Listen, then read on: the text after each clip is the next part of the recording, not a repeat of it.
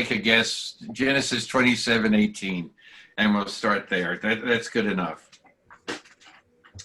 And I just want to read our prayer that we usually do. Baruch atah Adonai Eloheinu melech haolam asher kitshanu b'mitzvotav v'tzivanu la'asok b'divrei Torah. Amen. Amen. Amen. And for those of you, I'll read the English translation. Blessed are you, Adonai, our God, sovereign of the universe. You have sanctified us through your commandments and commanded us to busy ourselves in things of Torah. Amen. Well, Amen. We're reaching a climax to this story. We know that Jacob has donned the goat fur, if you will, and all I can say is that Esau must have been really hairy if the goat fur. Maybe this is the original mohair suit. Nice try. Nice try. No, Marty, you remember I mentioned he had a medical condition. Yes. Which is consistent with the hairiness. It's adrenal genital syndrome. Yeah. Yes, he could have. Which could make you prone to hypoglycemia, which is why he was willing to sell his birthright for some food. Possibly, but I'm just saying that, I mean, goat hair is thick. So anyway. Or the scriptures are good with hyperbole. Yeah. Thank you. So if somebody would care to read, starting at Genesis 27, verse 18. You have a volunteer there. Okay, David. Okay, Genesis 27:18. Yes. Okay, and he came unto his father, and he said, My father. And he said, Here am I. Who art thou, my son? And Jacob said unto his father, I am Esau, thy firstborn. Pulling a trump. I have done according to as thou badest me. Arise, I pray thee, sit and eat of my venison, that thy soul may bless me. And Isaac said unto his son, How is it that thou hast found it so quickly, my son? And he said, Because the Lord thy God sent me good speed. And Isaac said unto Jacob, Come near, I pray thee, that I may feel thee, my son, whether thou be my very son Esau or not. And Jacob went near unto Isaac his father, and he felt him. And he said, The voice is the voice of Jacob, but the hands are the hands of Esau. And Okay, let's stop at that point, and let's first ask: are there any questions or comments that people would like to make about what we have just read? There's a lot in here. Mm-hmm. So, yeah, okay, Steve is the first to have his hand up. Yeah. Well, again, it's got elements of a good story. It's not just told telegraphically.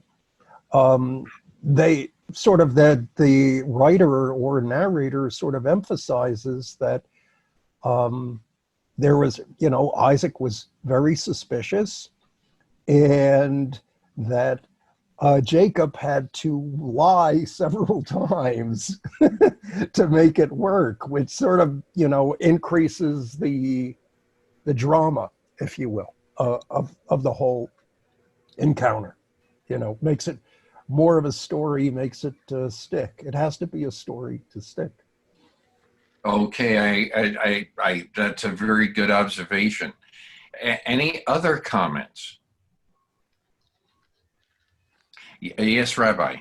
Yeah, I think Jacob, whether it was a manipulative statement or not, but it went to his benefit to say that that the Lord was involved in this. Yes. Isaac says, "Wow, how'd you manage to get this done so quickly?" God helped me. Okay, rather than, oh, my own skill or my own abilities, my own talents, and da da da. But this was God's doing. This is a very important commentary that has gone through, a lot of machinations. Did Jacob really know that? I mean, did Isaac really know that that something may be afoot? That this could be Jacob all along, because Jacob invokes the name of God into his response, And Esau would not, and unless he was being just as deceitful. could be, but if Isaac is going to all of this extent of investigating, is this really? I have questions in my mind, because we're going to find out that he's going to say, well, you have the voice of Jacob, but you feel like Esau, and so you have to say, is this a complete deception, or is deception going to be in the mind of the person who's deceived?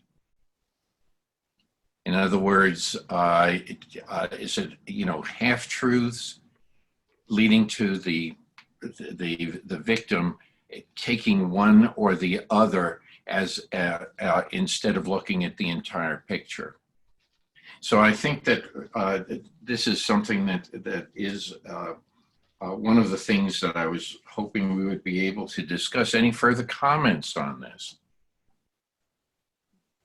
So any Marty? yes. Yeah, yeah. Isn't there a bit of a backstory, though, that Esau is, for whatever reason, kind of the favorite of Isaac, Yes, and Jacob is kind of the favorite of Rebecca. Rebecca? Yeah. Yes. So yeah, he wouldn't want to deceive himself. He wouldn't That's engage in self-deception. I think, the story is, and that's another element to the drama that's taking place, is, Okay.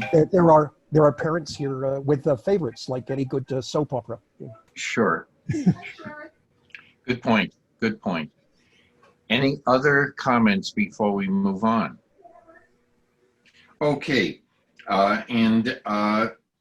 So if we read on, David, if you want to read on a little bit. Right. Okay, we're at verse 23, I think. Yes. And he discerned him not, because his hands were hairy as his brother Esau's hands. So he blessed him. And he said, Art thou my very son Esau? And he said, I am. And he said, Bring it near to me, and I will eat of my son's venison, that my soul may bless thee. And he brought it near to him, and he did eat. And he brought him wine, and he drank. And his father Isaac said unto him, Come near now, and kiss me, my son. And he came near and kissed him. And he smelled the son of his raiment. He smelled the smell of his raiment, and blessed him, and said, See, the smell of my son is as the smell of a field which the Lord has blessed. So God gave thee the dew of heaven, and of the fat places of the earth, and plenty of corn and wine. Let people serve thee, and nations bow down to thee. Be Lord over Abraham, and let thy mother's sons bow down unto thee. Cursed be everyone that curseth thee, and blessed be everyone who blesseth thee. Okay, let's stop at that point. Any questions or comments? Hi, Michael. Hi. And I want to also, and Grace is here too. Hi, Grace. But any questions or comments? What about the blessing? Well, it's the first time that we have a blessing that does not mention the possession of the land, it also does not mention that Jacob will have many children. It says other nations will bow to you, but doesn't talk about his own progeny, which is interesting given the fact that Jacob has the children of Israel. So all the tribes are descended that way. But the blessing specifically leaves that out. Good point. Very good point. And any comments about Isaac? What he is saying to Jacob? To come near so I can and kiss me. Mhm. What is important about kissing is something that is it comes up several times in this that we're seeing here. What is kissing in this tradition? Maybe I didn't say that as good. Is this just a sign of affection? When you kiss someone on the cheek, okay, I'm going to recognize Joanne first and then Steve. Okay. I always recognize kissing as just a greeting because in that part of the world, they still kiss. They hug and they give the kiss on each cheek. And so I think it's a sign of greeting or hello, how are you? Much more than it is in our country. Okay. Yes, Steve. Yeah. I think it's sort of, in this context, it's sort of ceremonious, a little bit like kissing the ring of the Pope, if you will. Okay. Because this is sort of the preamble to something very significant, which Yeah. is actually I went to a seminar once on ethical wills. That a will is not just, we know a will is something, you go to the attorney and they sort of figure out how things are going to be divvied up, but no less important is the ethical will, which is what you want us, all the ideas, all the concepts that you really, yes. Steve, don't steal my thunder. I'm going to do a class on that later in the Oh fall. dear. Oh Okay. dear. Okay. Okay.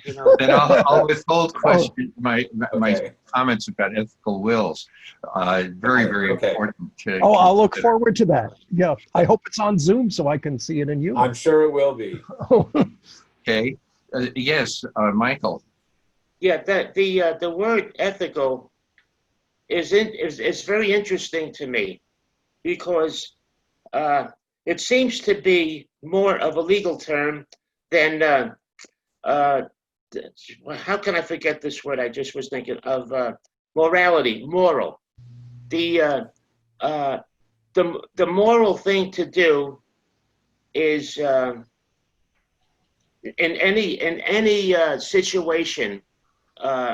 It's for me, it's morality over ethics because when I talk to attorneys about this, when I say morality, when I use the word morality, they don't use that word. They use the word ethics. You see, they don't have in law. There's no class in morality. It's a law in a class in ethics. So for some reason, they stay away from that word, the word moral or morality. That's just what I wanted to. I just wanted to throw that out. Okay. I'm going to defer. If somebody has their speaker turned up real high or his feedback, I'm going to reserve that to the rabbi's discussion. Rabbi, your hand is up. Well, yeah, I wanted to go back to your question about the kissing. So if you have a different, go ahead. So Michael, I'll defer that to a great question when the rabbi is going to discuss morality and ethics. Okay, and Okay, thank you. I Okay. think that would be a good time to do that. Rabbi, you were going to talk about the kissing. Well, I was just going to mention that as was said, the kissing is a ceremonial recognition, but it's also a statement of acceptance and indeed of reconciliation. As we're going to see later on in the story, the climactic moment for Isaac and Esau is when they give each other a kiss. And it's it's referring back, in a sense, it refers back to this moment when Isaac gives. I mean,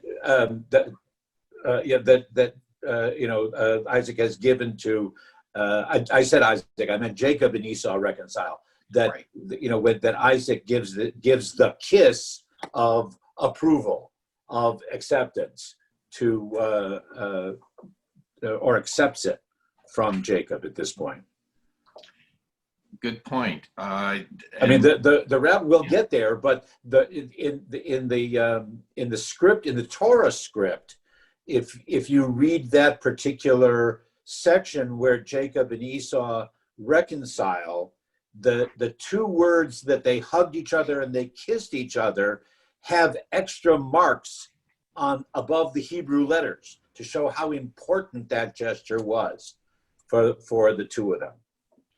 We're also going to be seeing that come up fairly shortly when Jacob sees Rachel for the first time. Right. This is a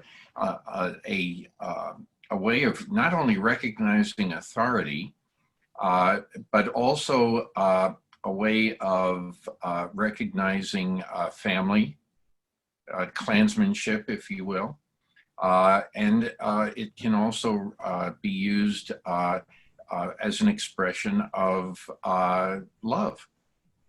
And I thought that was surprising that we didn't mention that part, because today that is a more common usage in our society. Yes, Grace. Thank you. Good morning, everyone. I was reading in the commentary in my study Torah, and the passage is full of suspense and high drama, which I realize you already addressed that, but I think he was really in knowledge that who his child was, whichever it was, Jacob or Esau. I don't think anybody was fooled. I mean, I don't think he was fooled. The father was not fooled as to what child was actually there. It's just interesting. I'm sorry for interrupting, Grace. I'm No, sorry for interrupting. It's okay. That's all. I was just commenting on that myself. That is a commentary about this, that Isaac may know. He may be very suspicious about what is going on, and it, like anything else, he may. Sometimes people wish certain things and see certain things that aren't really there, and sometimes they see things that are there, and something else is going on to make them shift their attention. So I don't know the best answer for that, but I do know that is one of the major commentaries. So any other concern about the blessing itself? Does that bring to light anything? Rabbi, there is we'll come to it in a little bit. I can wait until we go through this again. You're not going to give me a minute or two to prepare? Well, it's going to be the phrase in Hebrew that is, and I'd like to bring that into the discussion when it comes to Esau, because of the wording of things. Okay. With that little segue, Marty, I've been looking at the Hebrew for verse 27, especially the end of the phrase. My translation goes something like this: and he smelled the clothes. Isaac smelled the clothes and blessed him, saying, "Ah, the smell of my son is like the smell of the fields that the Lord has blessed." Okay, and I was wondering where this translator got the phrase "ah," A-H. You know, where, I don't know if anybody else has any kind of an introductory word like that. Well, but the Hebrew is actually re'eh. Mhm. He's actually saying, Isaac is actually saying something with "I see," or "you see." You see. I mean, it's in the imperative form, and I'm struggling to understand the tone of Isaac's message. Now, is it really aha? I see what's going on? Is it see, meaning Isaac saying something to Jacob that, see, you've convinced me that you're the one who deserves the blessing, irrespective of firstborn? So I'm kind of focusing on that one word, and I'm curious as to how other people might see this. I say this translation is just A-H. Yeah. Sure. Okay. Yes, Steve. Yes, For Steve. me, yeah. Well, for me, it's kind of like looky, which almost in any language is, hey, make this is something. Hey, make note of this. Or, in Yiddish, gib a cook, I guess. Is that the expression? I think it is. It's just, hey, look, is, calling attention to the fact. So I guess the one translator said, an expression of noteworthiness. Mm-hmm. Of what's happening. Okay. That's another take on it. Any other comments before? Yes, Grace. Joanne, I'm sorry. That's okay. At the beginning of these passages, when Jacob comes in and starts to eat, even the smell of lamb would smell differently than a wild boar or something. So that Isaac is aware that something's going on just by the smell of the food given to him. And I recently watched something on England, and they had all kind of sheep. And I discovered that the speckled sheep has much more fur on it that comes way, way down on the legs, etc.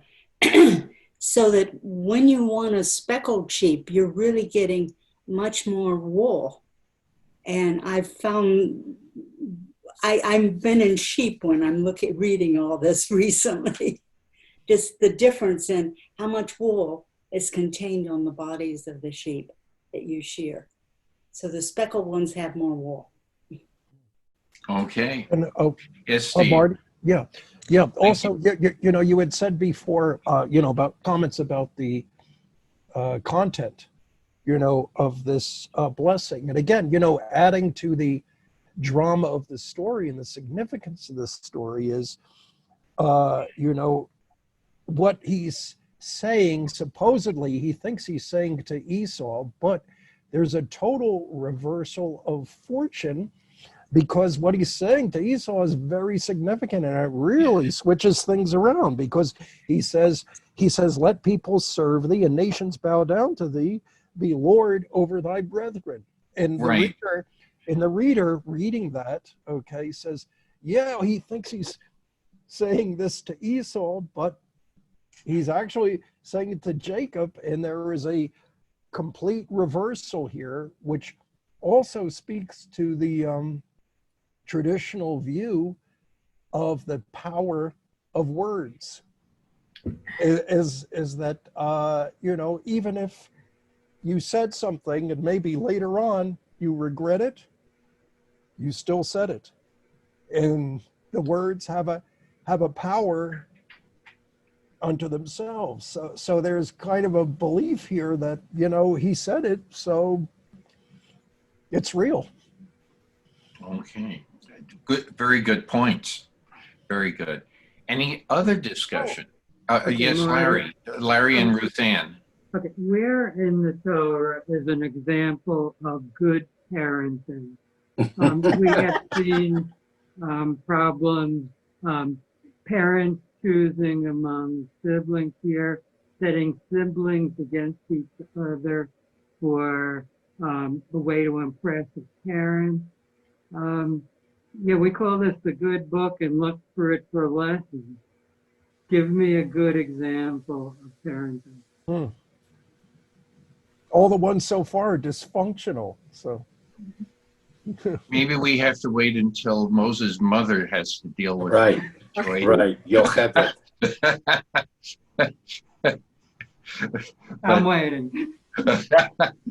But no, but this is human nature. This is human nature. Maybe it's being done intentionally to show a difference between man and God. Now, Marty, Yes, I was Ruth just going Ann. to say this blessing, it's definitely not a blessing that you would have given to Jacob based on the life that he was living at that time, but he eventually grew into the blessing. Yes, we will be able to say that. Yes, very, very good. Very good.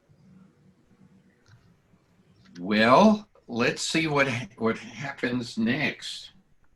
If somebody else would like to read verse 30 from verse 30.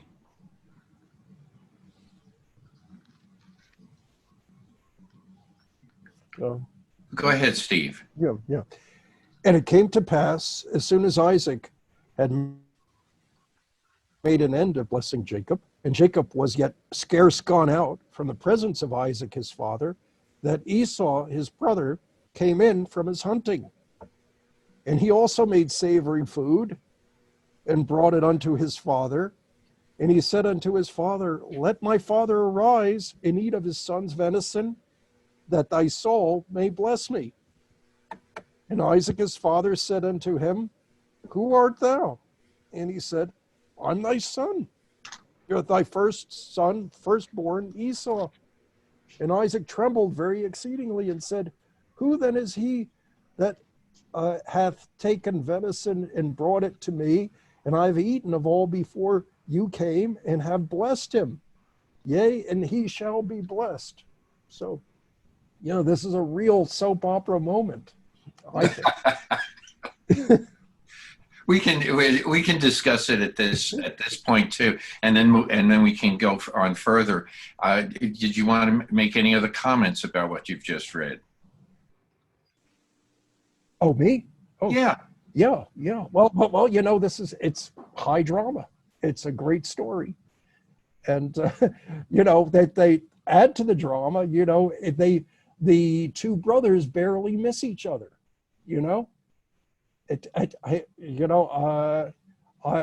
Jacob had just finished his deception. He managed to make his getaway. Immediately, Esau was there. It wasn't an hour later. It was right then. And then, he comes in to give Isaac a second meal, and Isaac is very disturbed and puzzled at that point, understandably. So yes. So it's told. The story is told in the most dramatic way possible. So, but there's a comment here that about the blessing in verse 33, towards the end of verse 33. it says, and I blessed him. Yeah. Now he must remain blessed. Yeah. That, the words were spoken and they have a power of their own. So Exactly. yeah, it's done. I guess he doesn't even have the power to reverse it. It was said, it was done. So Okay. it's a fact. Very good. Yes, Rabbi. Yeah, there's well, just on the last comment. Yeah, at this time in the Torah and apparently in the ancient Middle East, a blessing or a curse for that matter, once given could not be withdrawn. Okay. So as we're going to see, Esau doesn't say to Isaac, well, erase that one, and give me and give it to me instead. He says, give me a blessing in addition.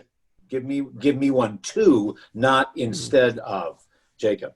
But if I want to go back, I was going to mention, and then get sidetracked for a second, that there's a whole stream in the Midrash and the commentaries that Jacob is very reluctant to go along with this subterfuge.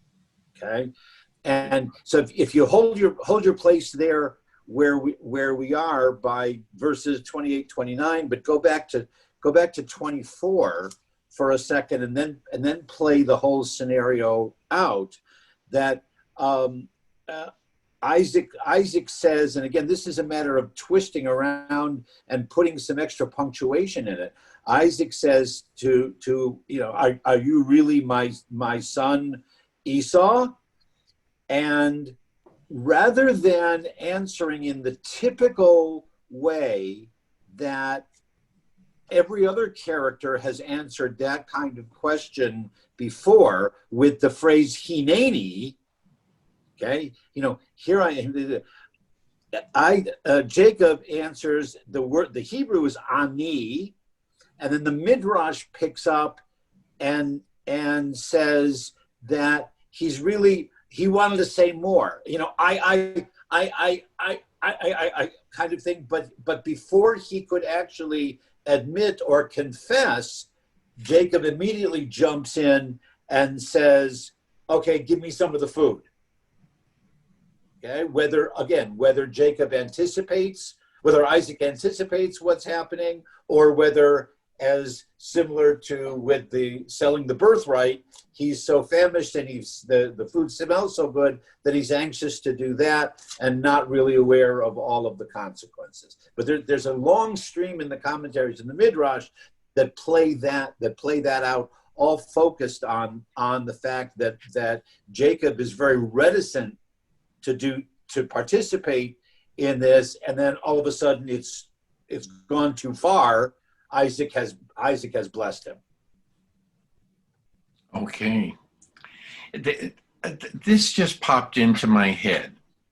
And the term I am, it's going to come up again in another passage in Exodus. I am what I am. And is this so when we hear that statement, is it what we perceive? Is it our perception of what God is telling us? In other words, is it God saying, I am whatever I want to be? Or is it a statement that says, I am what you perceive me to be? Yes. Just one side statement. Okay, it's a good question. It's a question that makes sense to bring up and for us to respond to, but it doesn't make sense in the Hebrew. Got it. Okay, I am here as well as at the burning bush. I Right. am that which I am. They're two totally different phrases in Hebrew. In English, it seems to be the same. So your question is a valid question, but it doesn't make sense from the classical text. Thank you very much. No, thank you. That's fine. Okay. Doesn't mean we shouldn't address the question. Okay. Okay. So, as we, in any other commentary, I know we bounced back a little bit, but any other commentary about what is happening between Jacob and Esau? I mean, Isaac and Esau at this point, and I apologize for getting names mixed up.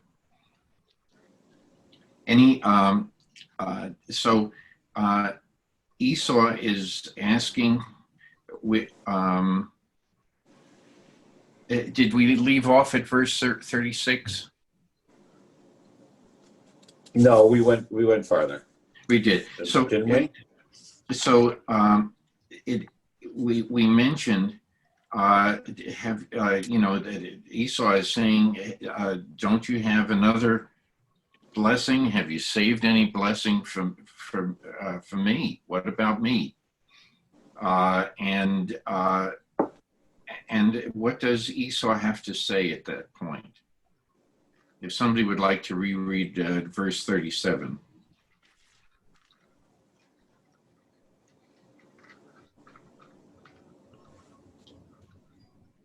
I can.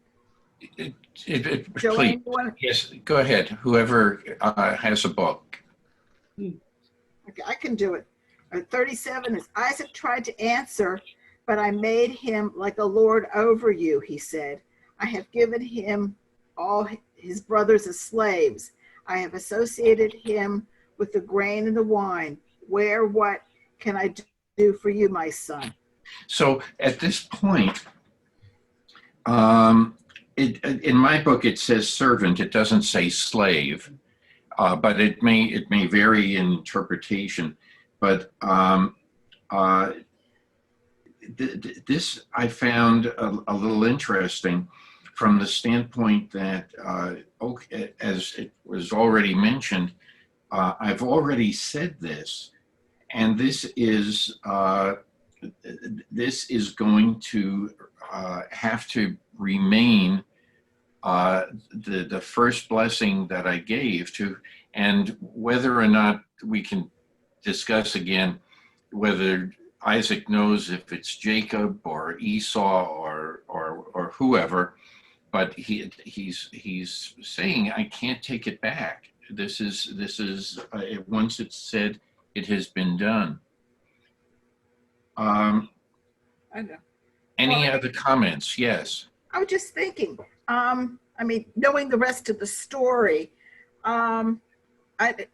maybe it would have been different if Esau had truly gotten the blessing, but doesn't it seem like it's almost more of a curse, the fact that Jacob got it? I mean, Esau didn't get this blessing, but when you read on, Esau did very well for himself in his life, whereas Jacob had to, he did well, but he had to reinvent himself to be more like Esau in order to do anything. So it may have been supposed to be a blessing for Esau, but it really was a curse for Jacob. Interesting take. Any comments about what was just said? David, I see your head shaking. You're muted. You're muted. David, you're muted. Not anymore. Okay, good. I think she's right. I think that it is a curse for Jacob.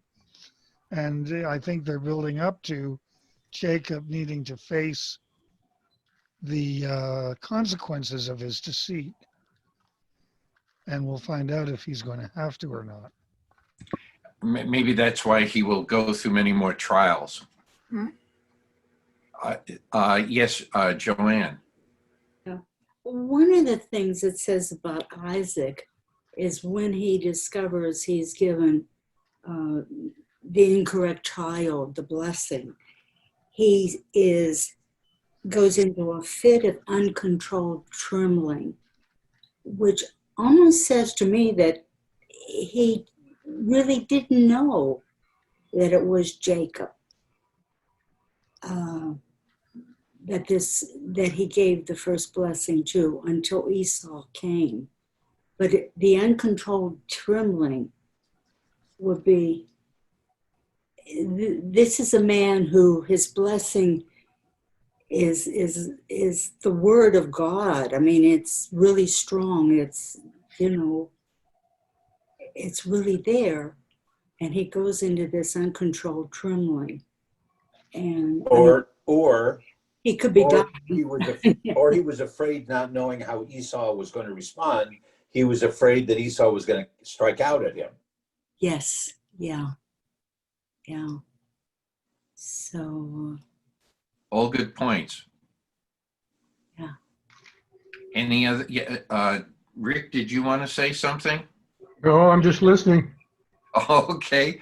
Okay. You all are the experts. Oh, well, come on now. Far from it. Far from it.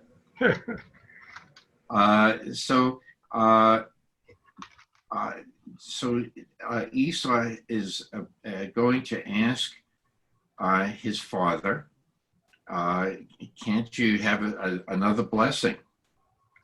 And what does Isaac say in verse 39? If somebody could read the blessing, 39 and 40.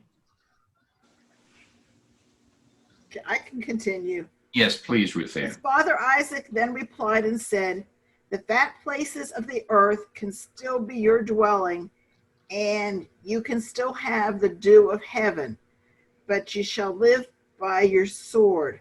You may have to serve your brother, but when your complaints mount up, you will throw his yoke off your neck. You want me to? I have a slightly different interpretation, but I don't know about other people in their versions of it. Does anyone have other wording besides me? Well, mine says, see, your abode shall enjoy the fat of the earth and the dew of heaven above. Yet by your sword shall you live, and you shall serve your brother. But when you grow restive, you shall break his yoke from your neck. Okay. Okay, so it's similar, but a little bit. Any comments here?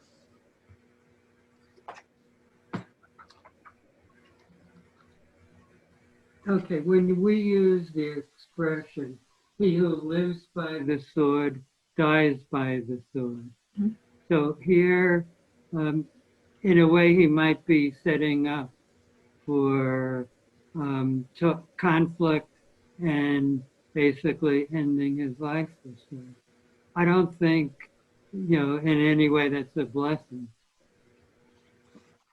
Marty? Okay, yes, Steve, and then the rabbi. Yes. Yes, Steve. Oh, well, I think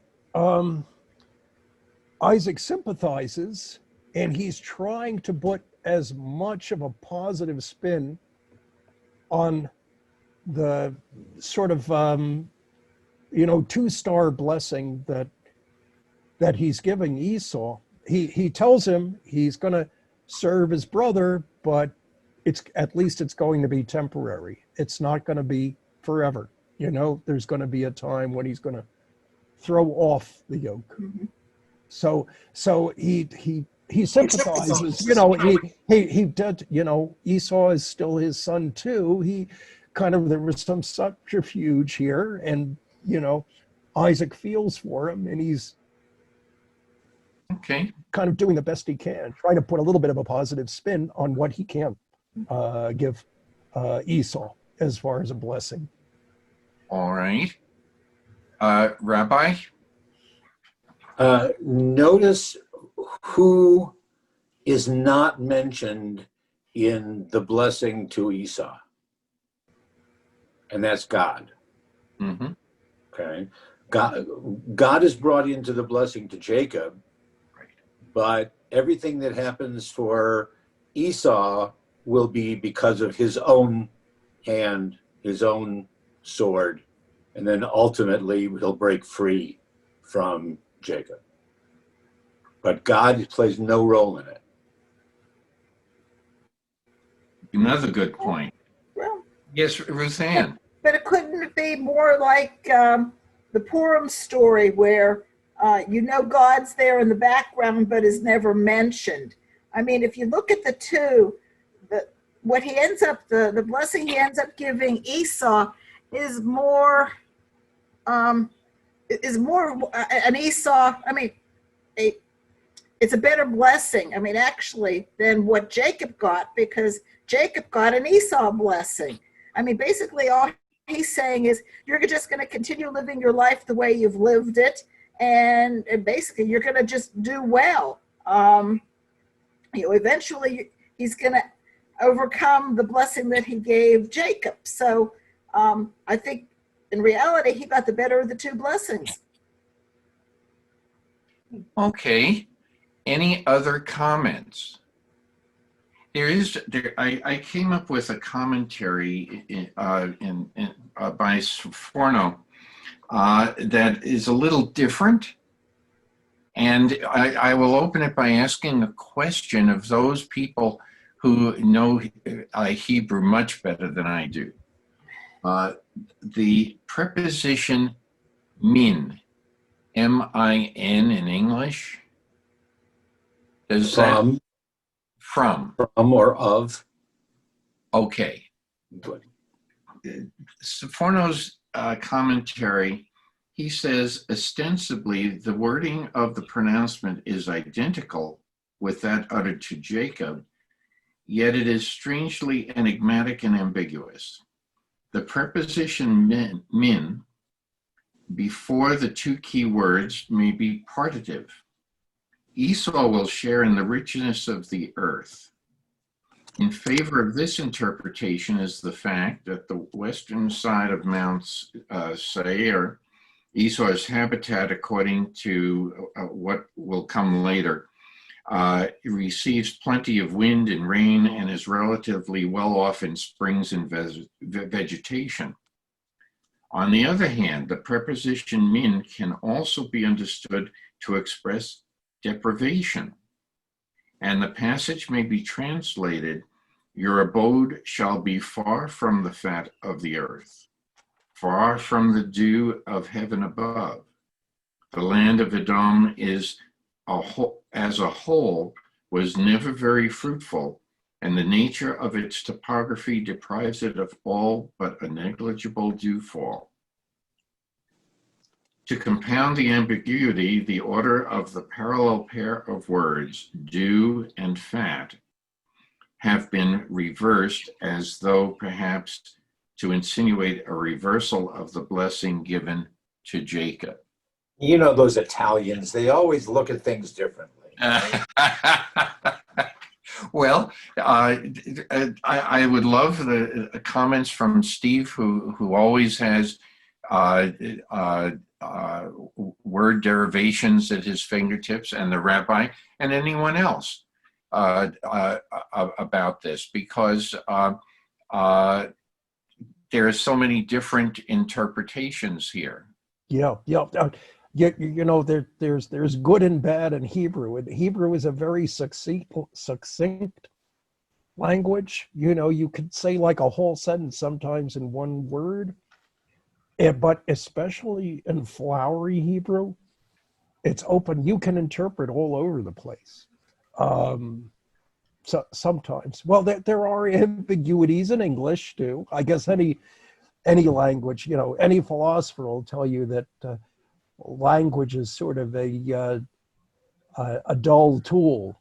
You know, it doesn't really serve its purpose. But interestingly, yes, Hebrew can be played around with, and so that's a legitimate sort of that's a legitimate twist on it. Yeah, that's sure. Yeah. So, and it can mean and it's the exact opposite. So there you go. Okay. And I should say that Grace mentioned in a note here that God's, are we missing the idea that Isaac is trying to recognize that God's choice of Jacob,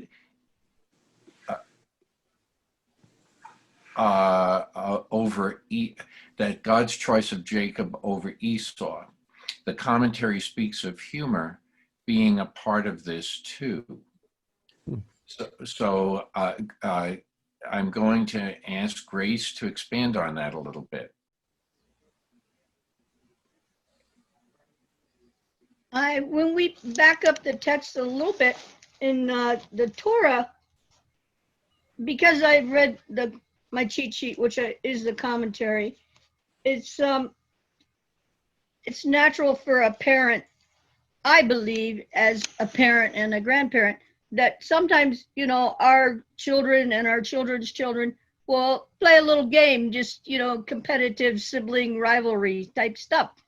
And that I think intentionally Isaac is saying, this is really God's. I trust in God. This is really what God told me to do for my sons, and that he's being humorous in that statement, in that he knows the truth about his children.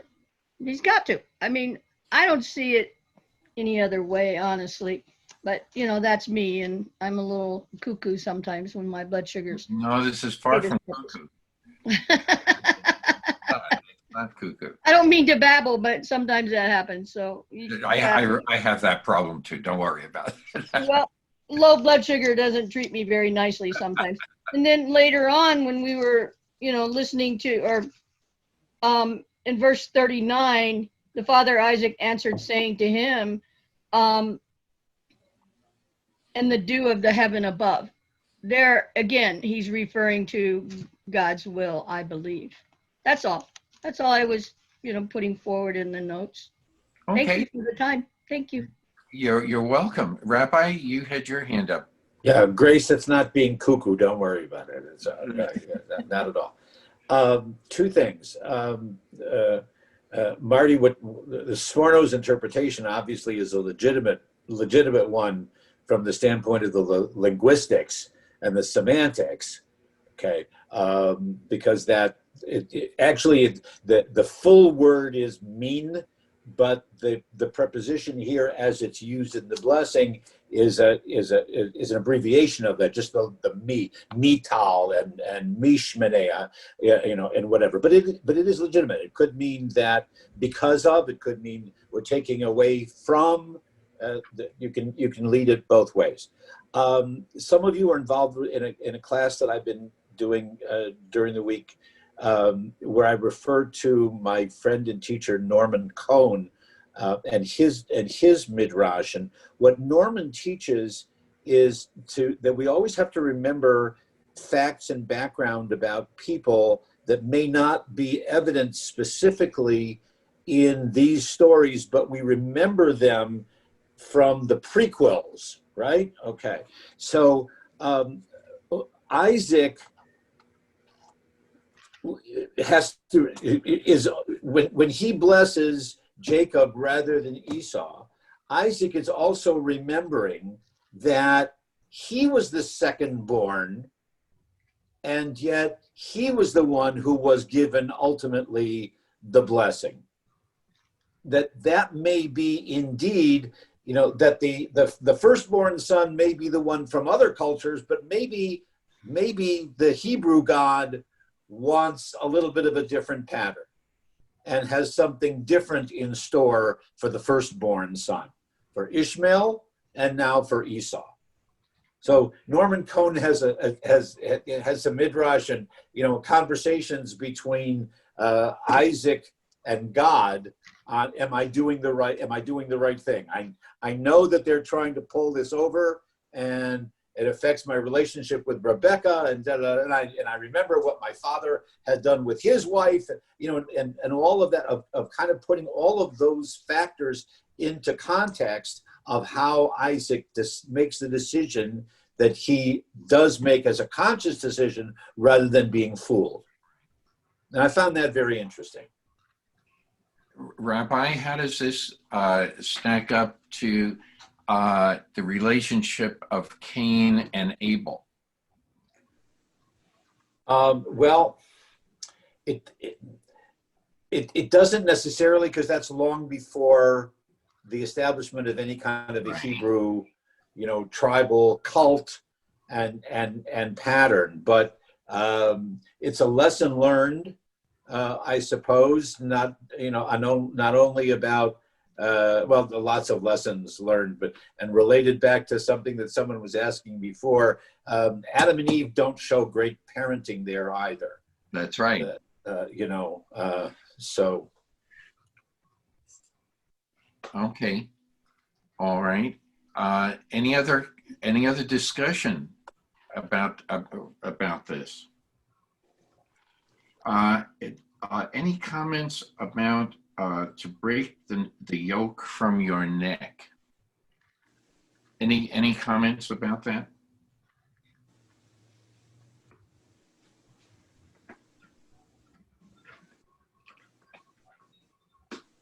What happened? Well, just keep that in mind when we read further in the story. Okay, about Jacob. So if somebody would like to pick up on verse 41.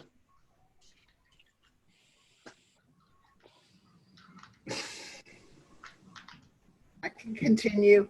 Okay. Esau was furious at Jacob because of the blessing that his father had given him. He said to himself, "The days of mourning for my father will be here soon. I will then be able to kill my brother Jacob." I'm going to keep going. Yeah, well, if you wanted to comment about that at this point, that's okay. Okay. Her older son's plans were reported to Rebekah. She sent word and summoned her younger son Jacob. "Your brother Esau is consoling himself by planning to kill you," she said. "Now, my son, listen to me. Set out and flee to my brother Laban in Sharon. Remain with him a while until your brother's anger has subsided. When your brother has calmed down from his rage against you and has forgotten what you have done to him, I will send word and summon you home. But why should I lose you both on the same day? Any comments about this? Okay, Steve, I know you have your hand up. Yeah, I actually have a comment about something else, because when they said hate it, I looked in the Hebrew to see what the word is that's used for hated. And that Esau, all of a sudden it says he hated his father because of what happened. In the word in Hebrew was a word that I wasn't previously familiar with. I had to look up. It was shatom or yestom. And looking it up in the etymological dictionary here, it's sort of a finer point of definition. It's not just hating, it's bearing a grudge, right, or to cherish animosity.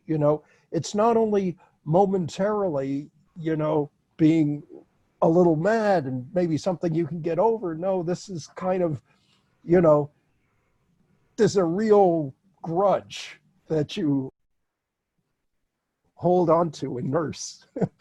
So he bore some some real animosity towards his father, who had screwed up things significantly in giving the blessings, and all the more so to his brother, who had practiced deception in order to get that. So as much as he quote unquote hated his father, he hates Jacob a whole lot more at this point. Good point.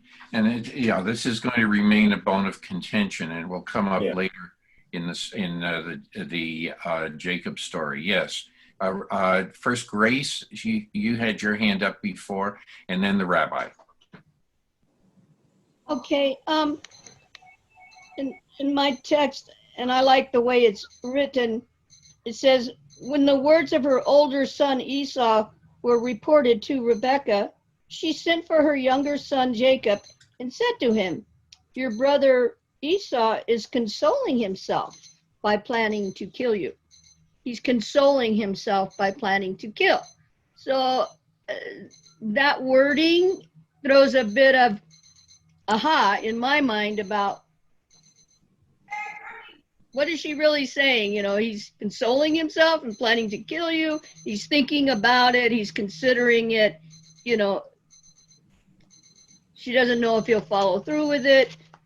That's what I take from, you know, this mother doesn't want to lose both her sons in one day, obviously. So that's all. Just a comment. Thank you. You're welcome. Okay, Rabbi. Mostly to Steve, but I hope I don't lose everybody else. The Hebrew Vayishtom, the commentator, I forget which one it is, but it's not Rashi and it's not Sforno. But one of them says that there's really a play on words. That it's a contraction of two words. It's Vaisatan Otam, that he demonized, he satanized them, not only Jacob but Rebecca as well. Okay. Yeah. Because it's a phrase, it's a verb that in a root that we don't see very often. So they played on it and said, oh, maybe the narrator is making a different point. Well, except that it appears in other Semitic languages, the word. So it's an interesting play. Yeah. I don't think it's the only time, I don't think it's the only time we see it in the Torah, but it's rare.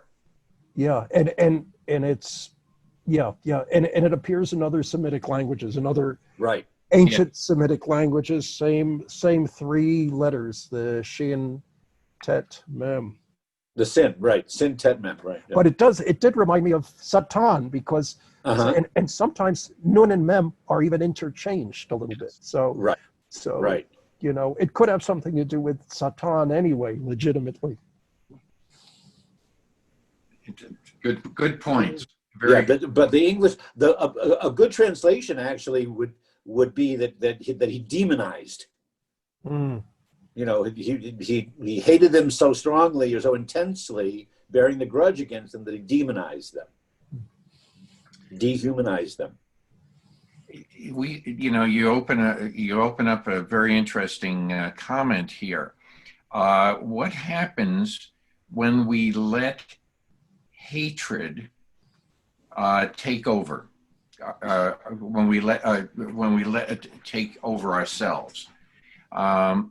It is a form of allowing the Lashon Hara to take over and maybe lead us into doing things that we normally we normally would not do. We would be reconsidering if we allow further contemplation. But hatred is something that can really drive us to doing some very bad things. Yes, Steve. Yeah. Just actually, what might surprise you a little bit, but I'm going to bring the New Testament into this. Okay, that Jesus said, "Love your enemy," and he wasn't saying be a wuss. He was saying that by hating your enemy, you just do damage to yourself. You know, you just have to let it go. A good point. No, it is a good point, and it'll come up again when Jacob and Esau meet again. This discussion will continue at that point.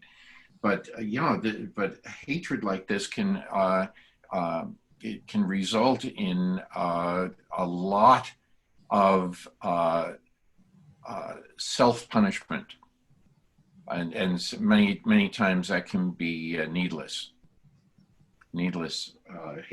self-punishment. And any other comments at this point? Well, then let's go on with Joanne Joanne had I'm something. sorry, Joanne. I'm sorry. I have a question on, I am on the New Testament because it's easier for me to hold this morning. Must I lose, this is Rebecca, must I lose both of you in a single day? Mhm. And kind of decide whether it means if Esau and Jacob get into a fight, she might lose both of them, or she's losing Isaac and one of her sons.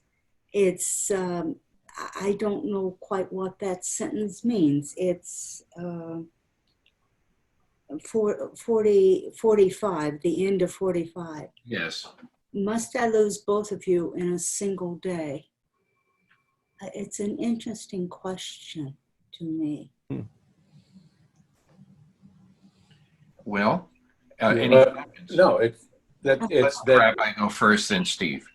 Esau is threatening that when Isaac dies, he'll immediately go after Jacob. So those are the two that she might lose that day. You can't tell from what she says because it Yeah. could be she would lose both sons.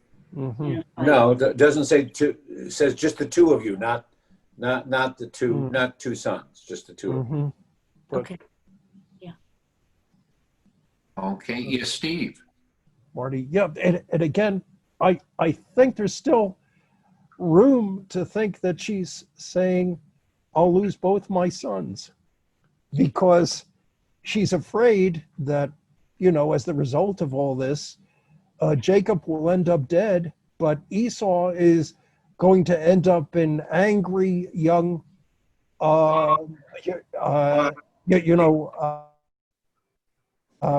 fugitive, murderer. So he's lost to his family and his mother forever for this, terrible crime of fratricide.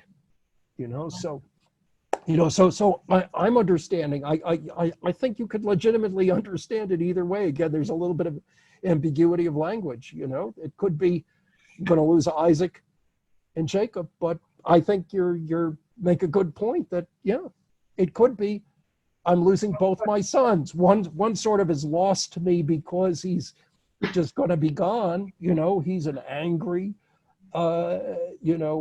criminal. Sure. But one is dead. Well, Esau is the one that does the planting, etc. So overall, I think of him as a more gentle soul, but now he's really angry. And his brother is the one that goes out and does battle, etc.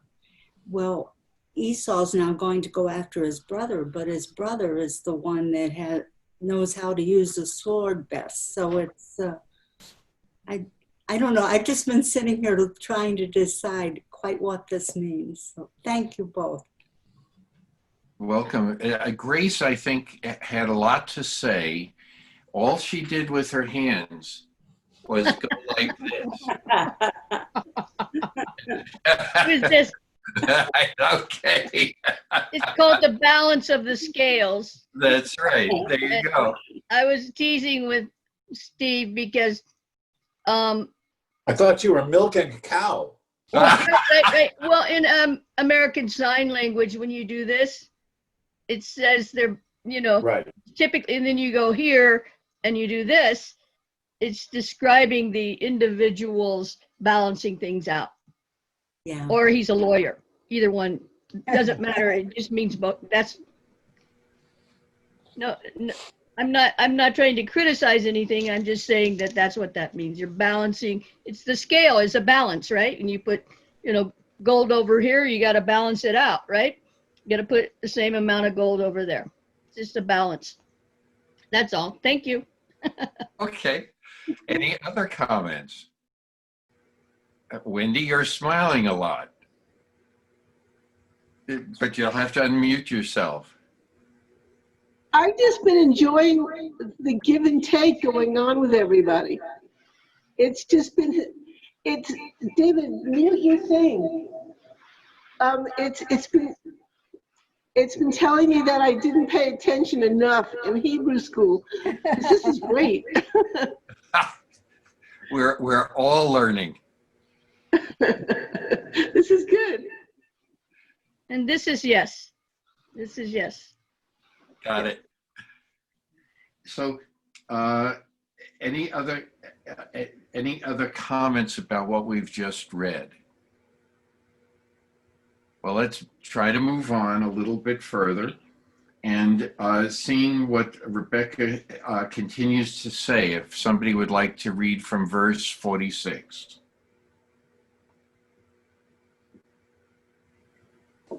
To the end of 46, just verse 46. I can do that.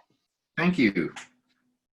Rebekah said to Isaac, I am disgusted with my life because of the Hittite woman. If Jacob marries a Hittite.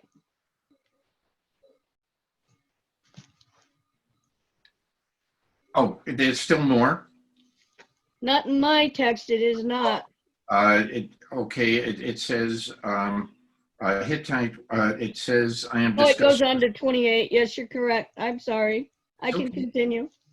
Okay. If Jacob marries a Hittite woman like these from among the native women, what good will life be to me? Okay. So if we stop, any comments about this? Yes, Steve.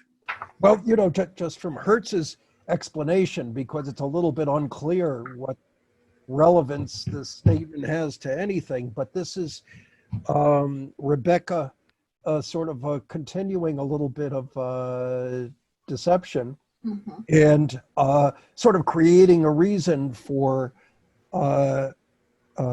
Isaac of why Jacob ran away. Okay.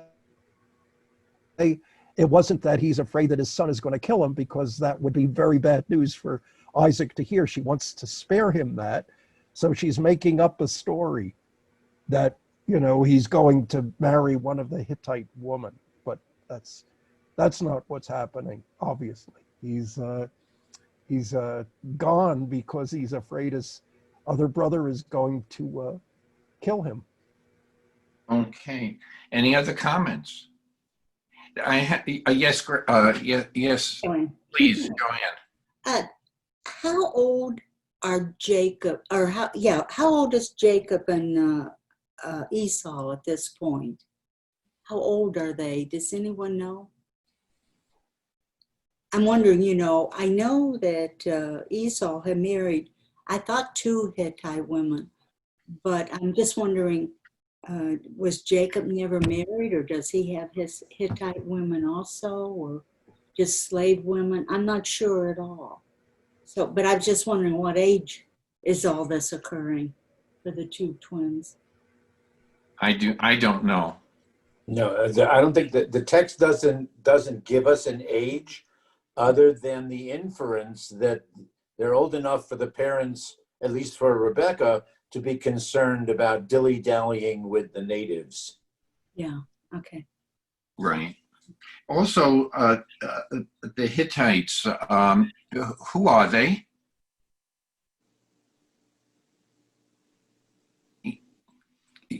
Grace, I don't know.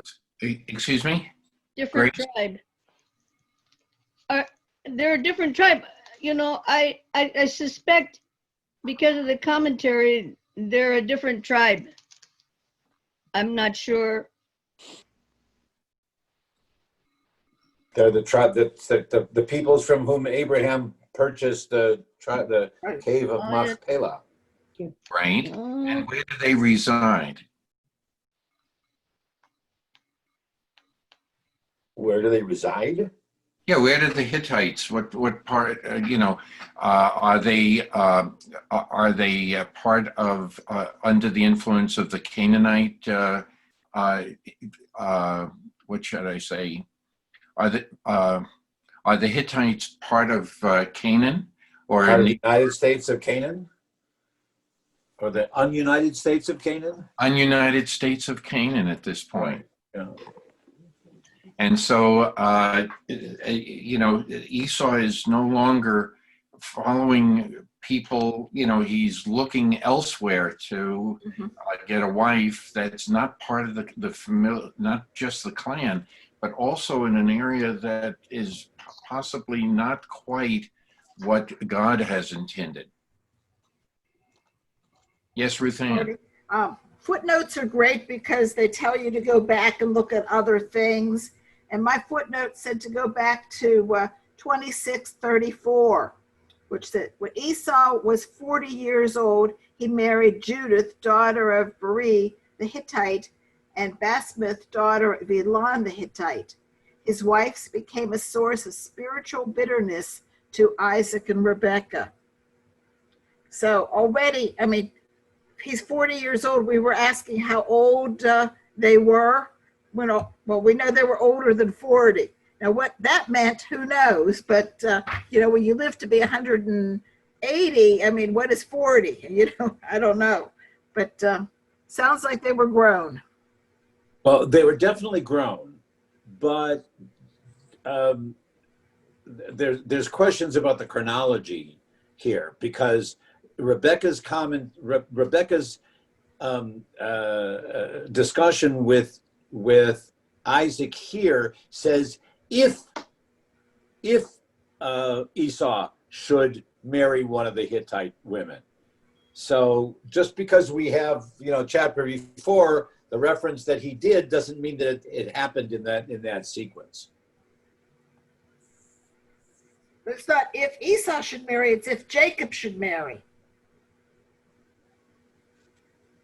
Yeah. So Esau is already married, it sounds like. Well, if you follow this as a specific chronology, Yeah. right, or the other could be what they call an ellipsis. It just it was edited in there from a later time. But yeah, one could be, well, already one has married a Hittite woman. We've got to make sure that doesn't happen to the other one. Don't know. Okay. Any other discussion here? I'll wait until we, well, I can do it now.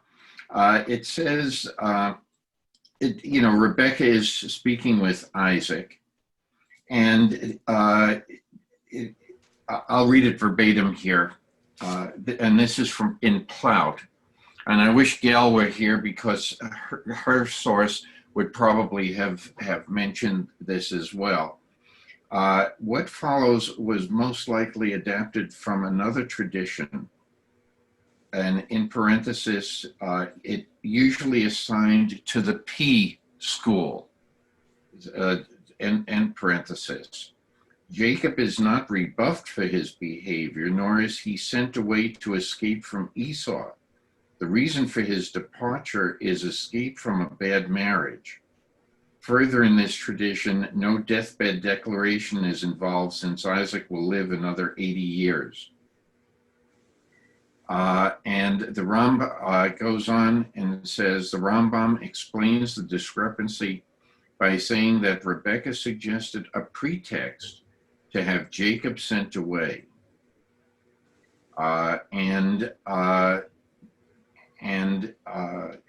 It talks about the phrase back in verse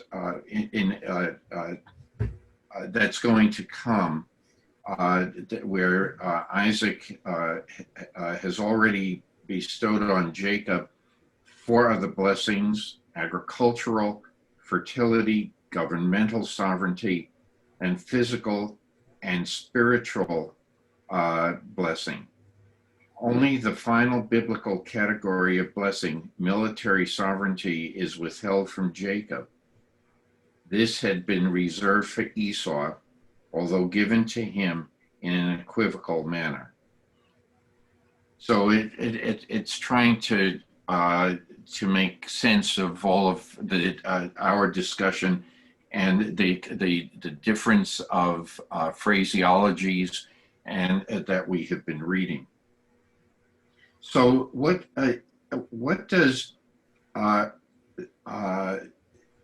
goes on here? If we now go into Genesis 28, and if we because this overlaps with this commentary, so if somebody would like to read 28 from 28:1. Oh, okay. Yeah. Yes, Joanne. Okay, this is my New American Bible.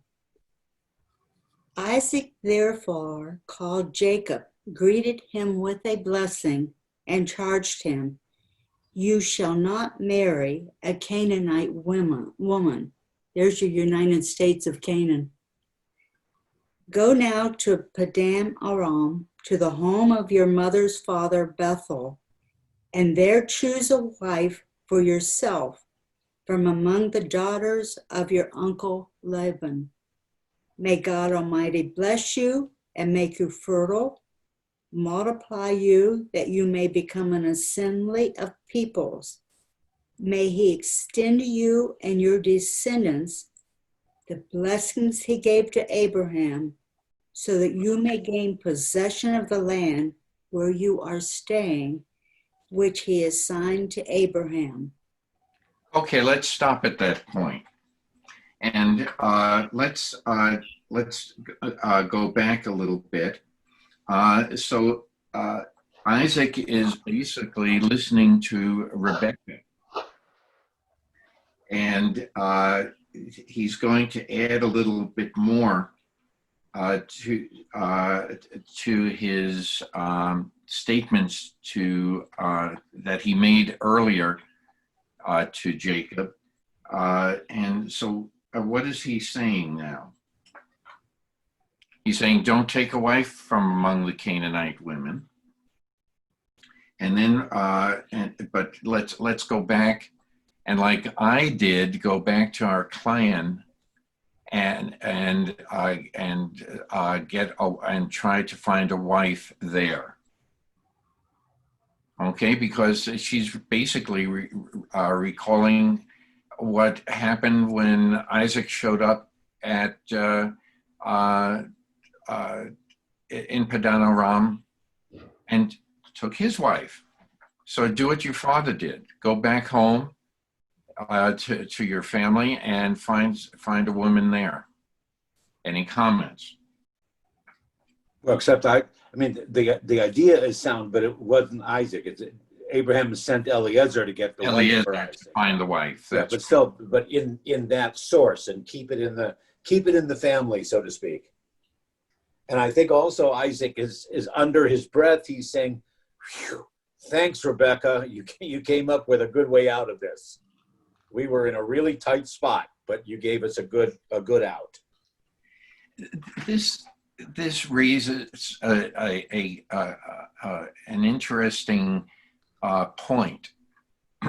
It sort of deviates a little bit from the story we're reading now, but it does, in my mind at least, point to that those of us who are married, our spouses frequently, more often than not, give us pretty good advice. Any comments? Is this another? You don't really expect anyone to say, "Speak for yourself," Marty. Well, no. Everyone. This is on record. It's being recorded. Everyone has to agree with you. Well, no, because that's another way of looking at this. He's been given sound advice by Rebecca. And that means she understands a lot more than just being she's just a wife and just a mother. I mean, she's very wise in trying to come up with a solution to the dilemma. And I just wanted to make that comment about that. And yes, I will say, yes, that is my life.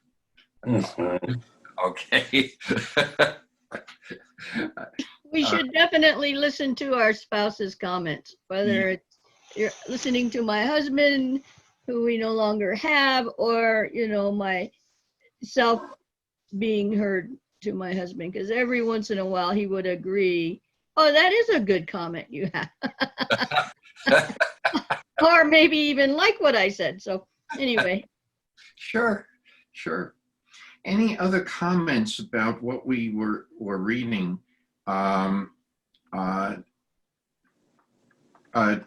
Any further comments about going to go back to that? Now I'm going to use the house of Bethuel, but it's Laban or Laban who is going to be the, if you will, the master of that household.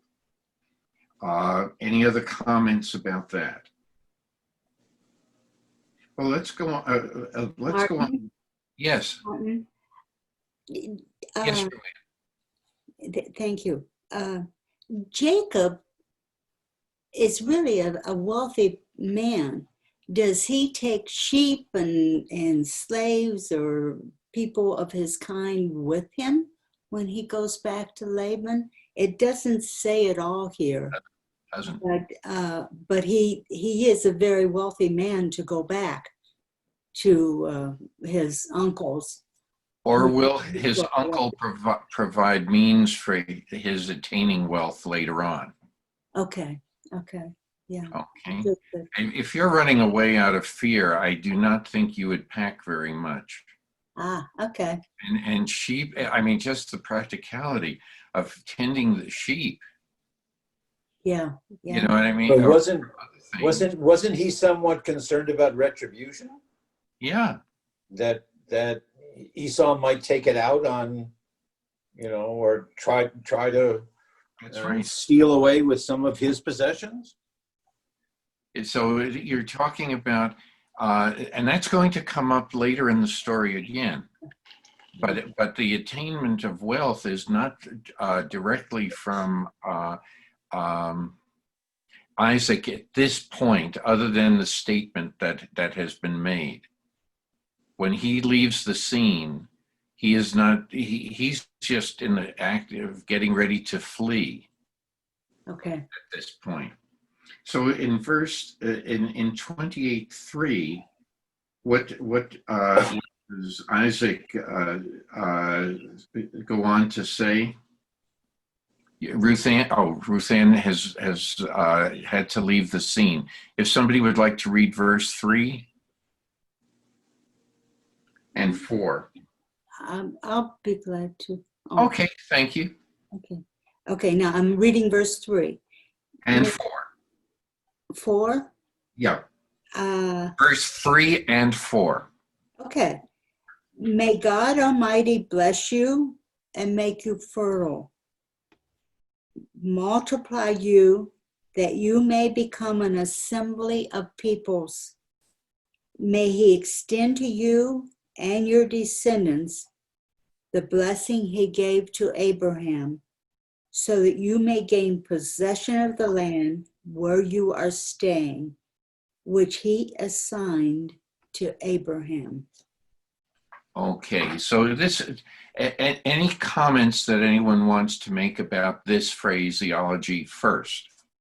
But as I had mentioned earlier, the earlier blessing left out any comment about legacy and land. And now that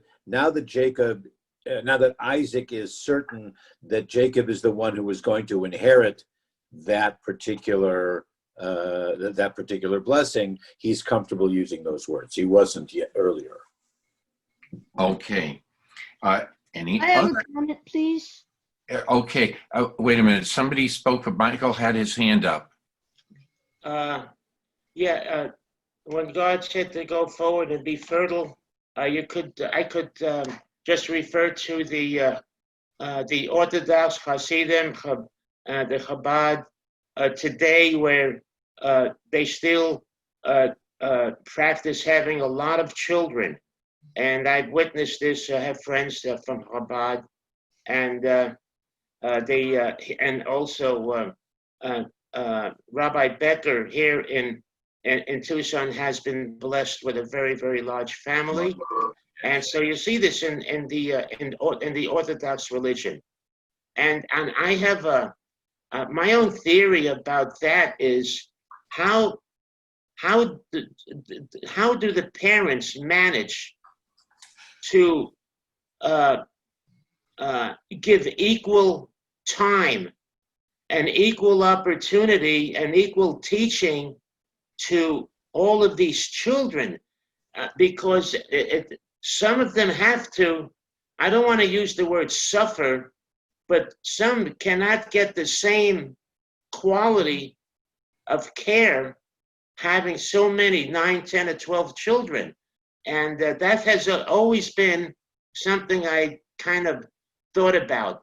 And I'm not, and according to the author, that I'm not supposed to talk about that. They don't want to answer that. They don't want to confront that question. And and these rabbis say, there's something called stump the rabbi. I don't know if you've ever heard of that. Ask them questions, but they're questions that you can't ask when they stump the rabbi. Anyway, I don't want to get off track, Marty. Sorry. Okay. Yeah. But it's just a response to go ahead and then Grace. Michael. Yeah. There's an even more immediate concern. How do you feed all those kids? Oh, they're not worried about that. And they're not, well, they're not worried, but sometimes they should be worried because. Well, I'm kidding. Of course they should be worried. Yeah. The father is studying Talmud, and the mother is either she's not doing a whole lot or she's trying to do something to make some money, but the poverty is very real in the Orthodox community as well, and so that is an immediate problem. I think there was Wendy who talked about balancing the scales a little while back. I think she mentioned about someone mentioned that about balancing the scales.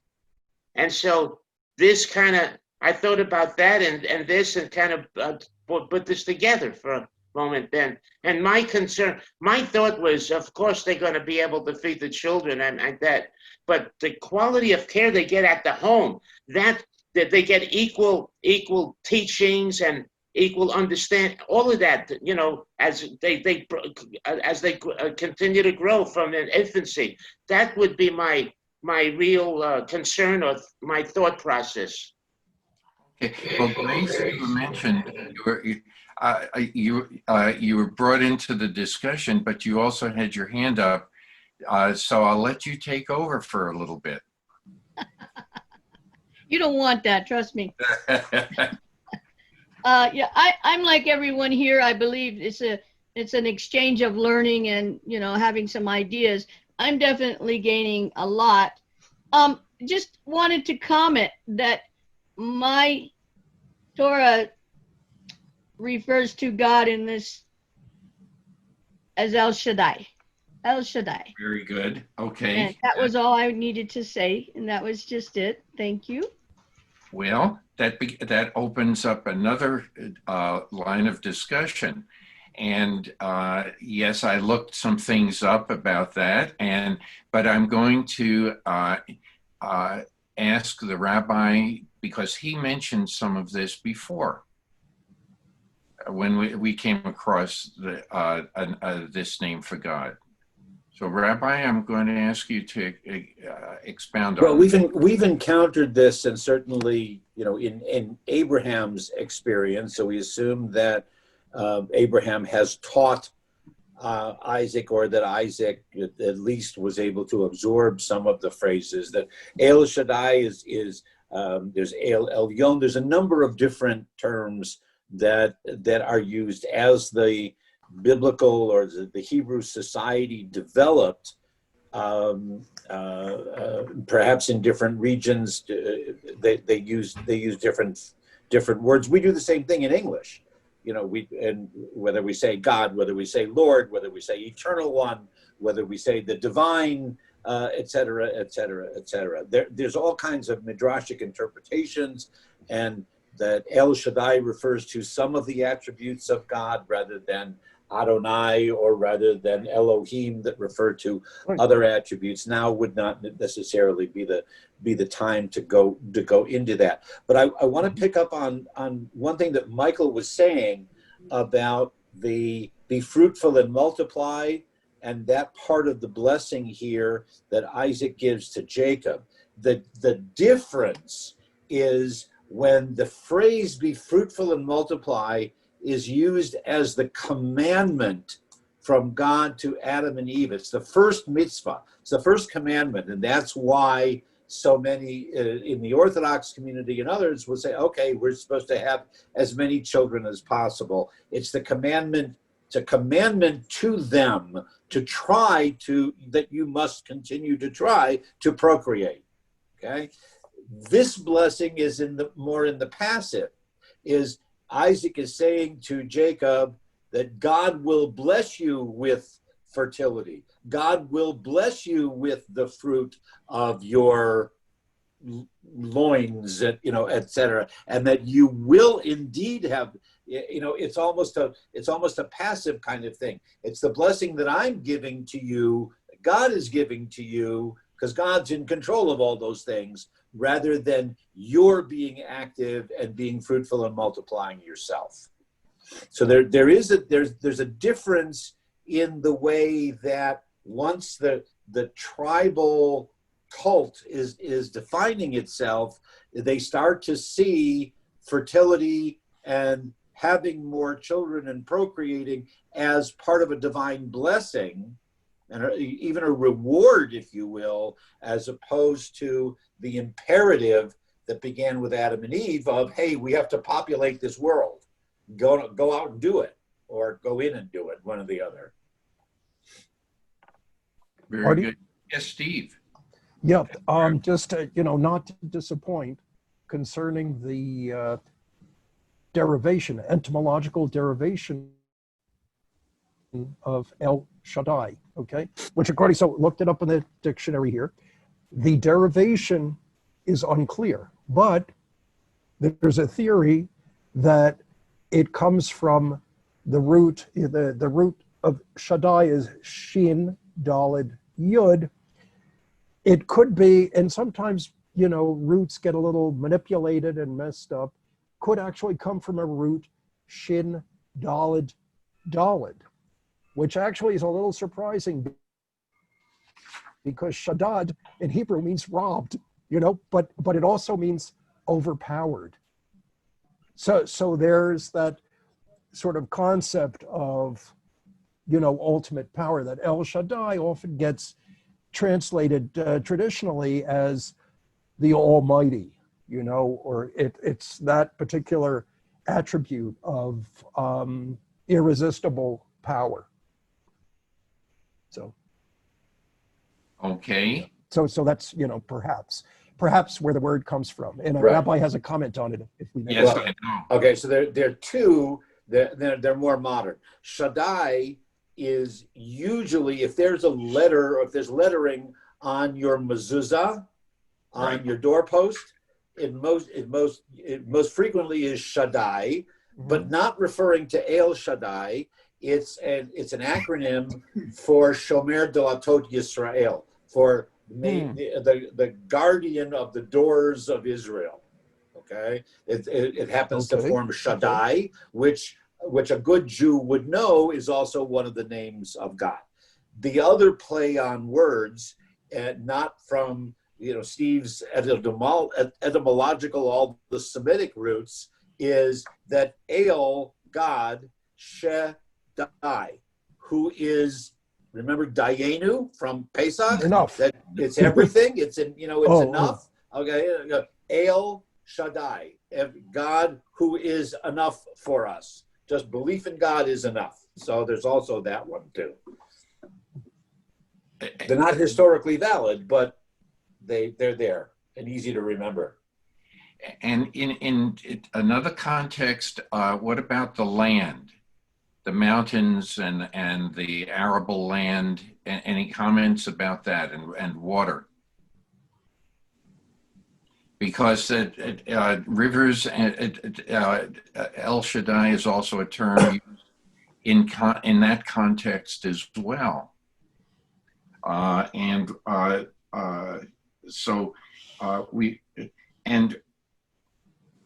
Any comment about the root shad? That's breast. Right. That's breast. Nurturing. Breast. Nourishing. So it's the God, also can be interpreted as the God of nurturing. a God who nurtures us. So it's very interesting. Does anyone remember the song El Shaddai that was on the hit parade about 20 years ago? I hate to say that, 20 years ago, maybe earlier, maybe more. And it talks about the fruitfulness of the land in the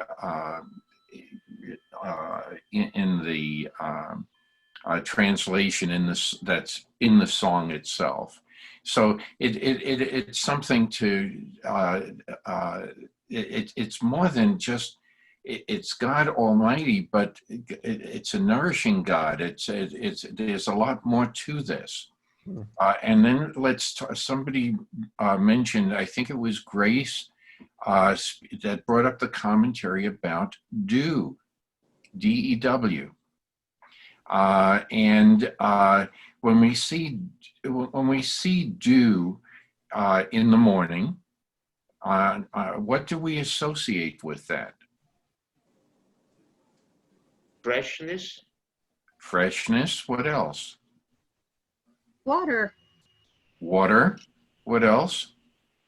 When if we don't speak in terms of water as a downpour, the dew is coming from, we now know today it comes out of the mist. Okay, it's now so it's a very gentle depositing of water.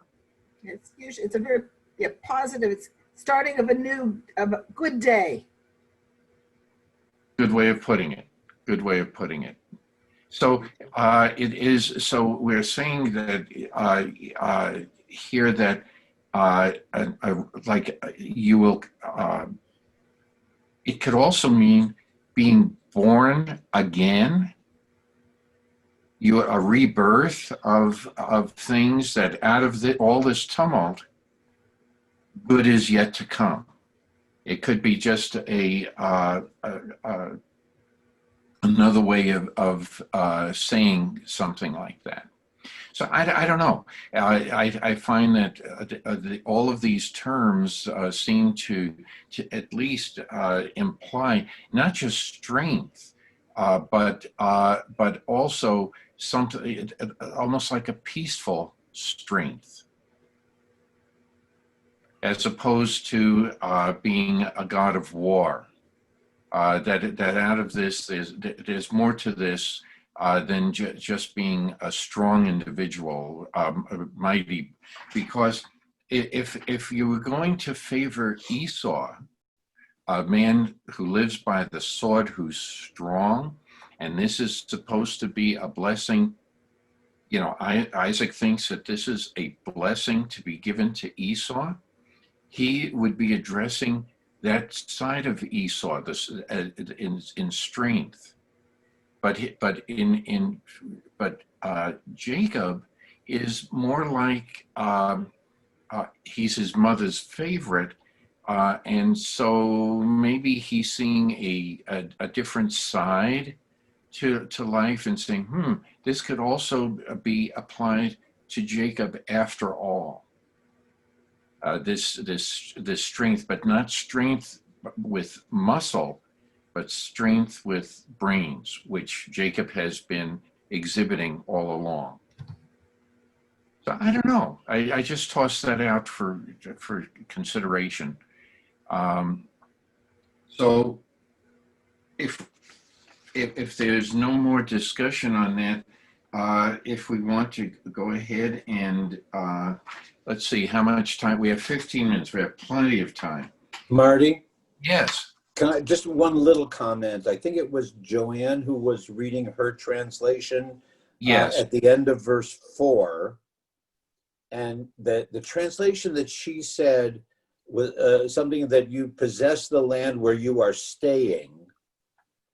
Staying to me implies transitory, whereas the Hebrew Eretz Migurecha, that's the land where you will be living. Okay, that implies permanence. So I would just kind of change the translation a little bit, the way I understand the phrase. Interesting.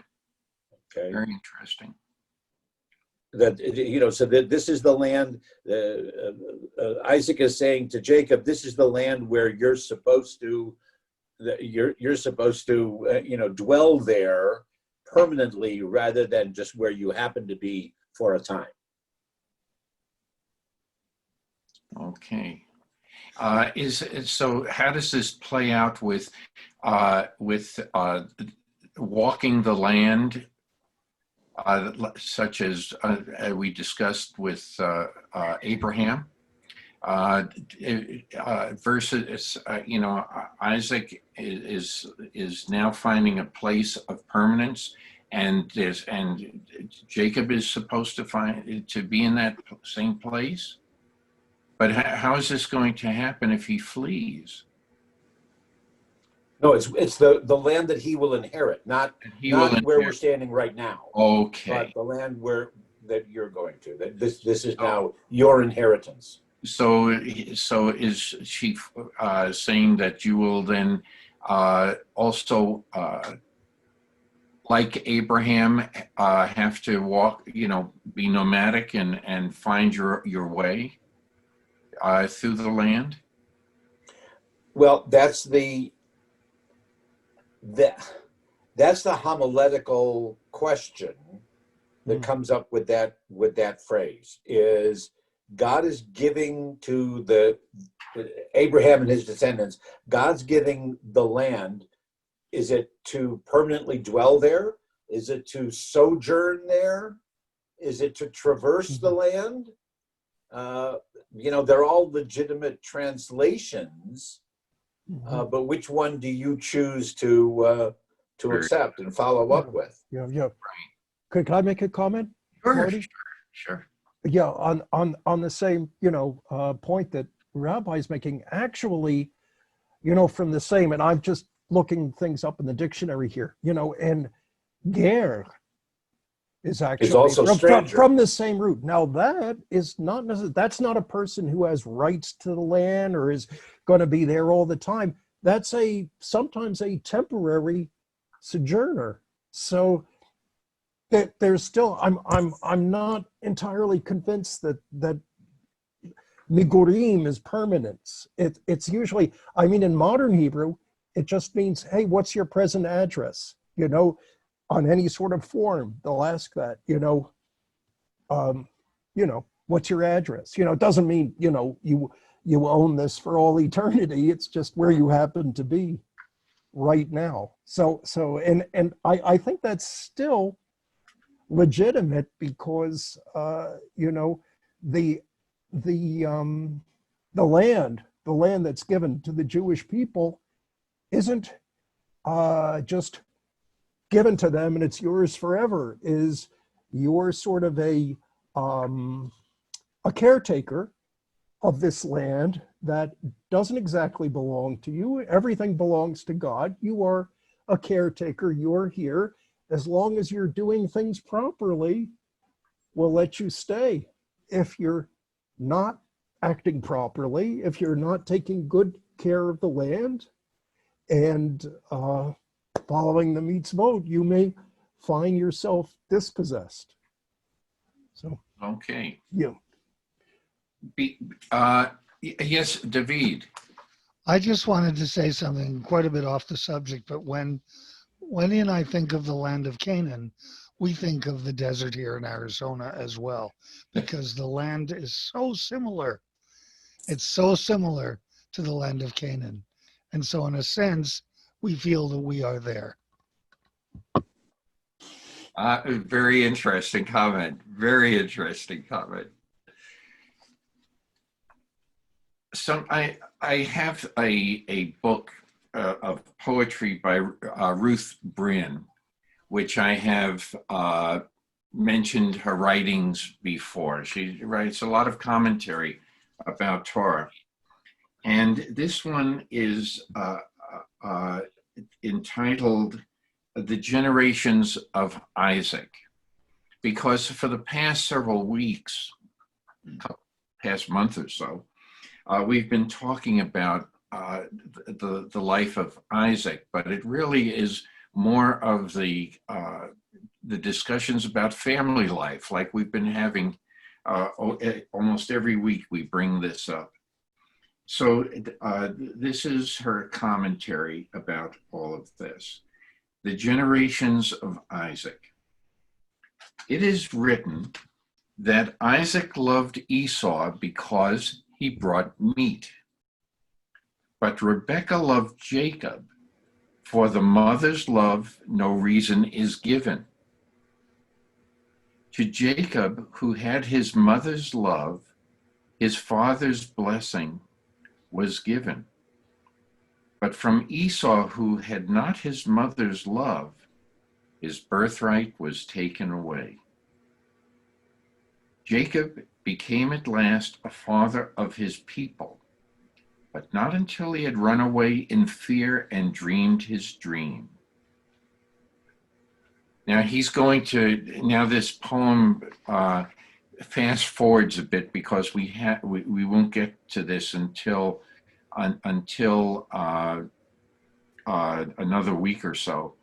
Not until he wrestled with his angel and labored twice 7 years for the wife he loved, for he who had deceived his blind father was himself deceived. Now, while we have a measure of strength and vision, Lord, let us consider the birthright of our children. Grant us wisdom to favor no child,